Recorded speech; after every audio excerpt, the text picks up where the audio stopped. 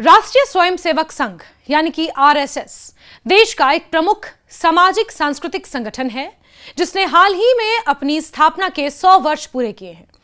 इन 100 वर्षों की यात्रा में संघ ने अपने संगठनात्मक ढांचे, कार्यप्रणाली और परंपराओं के कारण एक विशिष्ट पहचान भी बनाई है। आरएसएस की सबसे अनोखी विशेषताओं में से एक ये है कि यहाँ गुरु की परंपरा तो है, लेकिन किसी व्यक्ति को गुरु नहीं माना जाता। संघ में भगवा ध्वज को ही गुरु का स्थान प्राप्त है।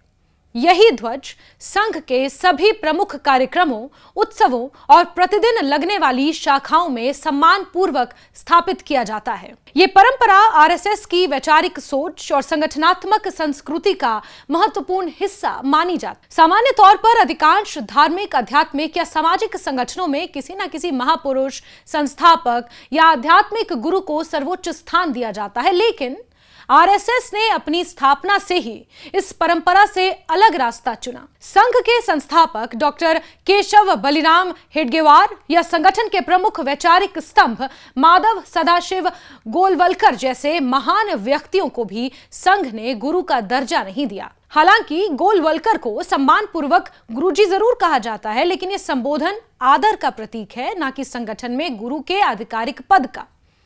संघ के लिए गुरु केवल भगवा ध्वज है और स्वयं सेवक उसी के प्रति श्रद्धा और समर्पण व्यक्त करते हैं।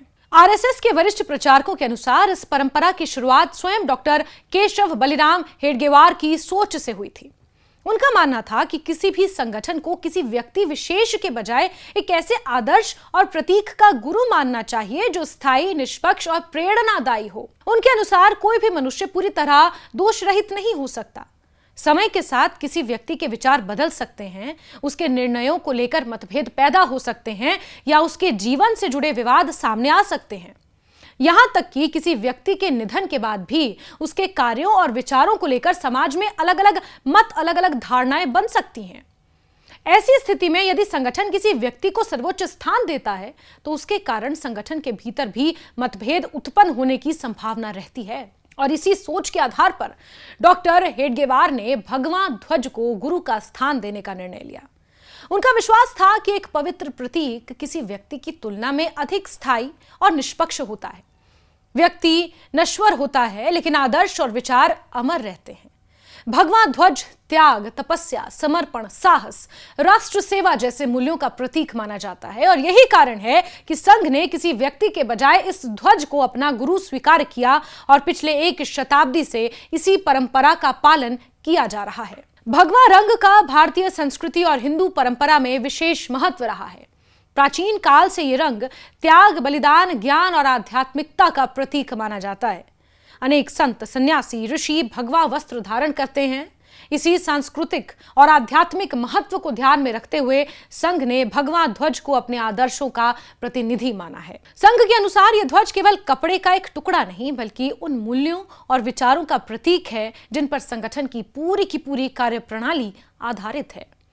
इसीलिए स्वयं सेवक किसी व्यक्ति के बजाय इस ध्वज के समक्ष नमन करते हैं और उसी से प्रेरणा ग्रहण करते हैं।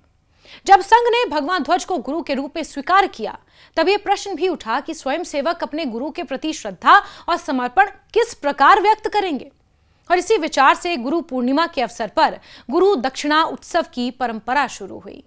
ये आरएसएस के 6 प्रमुख वार्षिक उत्सवों में से एक है और पूरे देश में इसे विशेष महत्व के साथ मनाया जाता है। गुरु पूर्णिमा के दिन सभी शाखाओं में विशेष कार्यक्रम आयोजित किए जाते हैं, जिनमें स्वयं सेवक भगवा ध्वज के समक्ष श्रद्धापूर्वक उपस्थित होकर गुरु दक्षिणा अर्पित करते हैं। ये दक्षिणा धनराशि के रूप में होती है, जिसे स्वयं सेवक अपनी इच्छा से, अपने सामर्थ्य के अनुसार समर्पित करते हैं। संघ की शाखाओं में गुरु पूर्णिमा का कार्यक्रम केवल 1 दिन तक सीमित नहीं रहता। कई स्थानों पर यह आयोजन 1 या 2 सप्ताह तक भी चलता है, ताकि जो स्वयं सेवक निर्धारित दिन उपस्थित नहीं हो पाते वो भी बाद में आकर गुरु दक्षिणा अर्पित कर सके। संघ का उद्देश्य यह सुनिश्चित करना होता है कि प्रत्येक स्वयं सेवक को अपने गुरु के प्रति श्रद्धा व्यक्त करने का अवसर मिले। इस कार्यक्रम के दौरान भगवा ध्वज की पूजा नहीं की जाती, बल्कि उसे संगठन के आदर्शों और मूल्यों के प्रतीक के रूप में सम्मान दिया जाता है। आरएसएस का कहना है कि गुरु दक्षिणा के माध्यम से प्राप्त धनराशि ही संगठन की अधिकांश गतिविधियों का आधार होती है। और इसी राशि से वर्ष भर चलने वाले प्रशिक्षण वर्ग, शाखाएं, सेवा कार्य, सामाजिक कार्यक्रम और विभिन्न संगठनात्मक गतिविधियों का संचालन होता है। इसके अलावा देश भर में कार्यरत हजारों प्रचारकों की आवश्यकताओं, उनके कार्यों पर होने वाला खर्च भी इसी सहयोग से पूरा किया जाता है। संघ के अनुसार यह व्यवस्था संगठन को आर्थिक रूप से आत्मनिर्भर बनाए रखने में मदद करती है और स्वयं सेवकों में संगठन के प्रति उत्तरदायित्व की भावना भी विकसित करती है। भगवा ध्वज को गुरु मानने के पीछे एक महत्वपूर्ण कारण यह भी बताया जाता है कि संघ व्यक्ति पूजा को प्रोत्साहित नहीं करना चाहता। आरएसएस का मानना है कि किसी भी संगठन की शक्ति उसके उद्देश्य, विचार और सामूहिक कार्य में होती है, न कि किसी एक व्यक्ति में।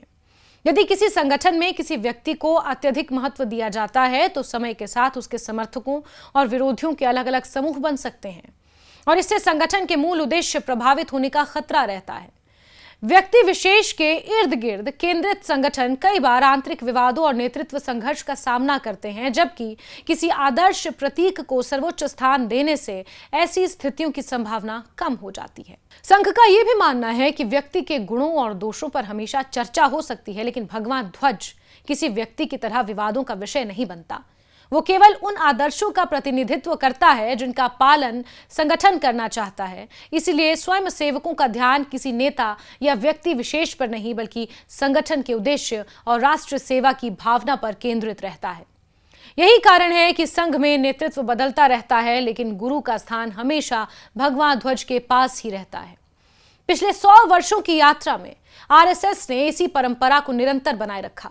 संगठन के संस्थापक से लेकर वर्तमान नेतृत्व तक किसी भी व्यक्ति को गुरु का दर्जा नहीं दिया गया।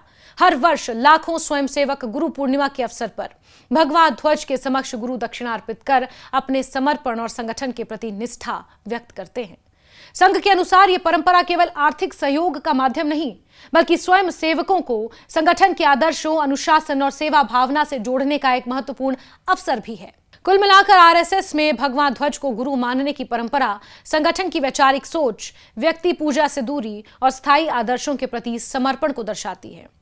संघ का विश्वास है कि व्यक्ति समय के साथ बदल सकता है, लेकिन सिद्धांत, मूल्य, आदर्श स्थायी होते हैं। यही कारण है कि एक शताब्दी की अपनी यात्रा में संगठन ने किसी व्यक्ति के बजाय भगवा ध्वज को सर्वोच्च स्थान दिया और आज भी उसी के प्रति श्रद्धा, सम्मान और समर्पण की परंपरा को निरंतर आगे बढ़ा रहा है।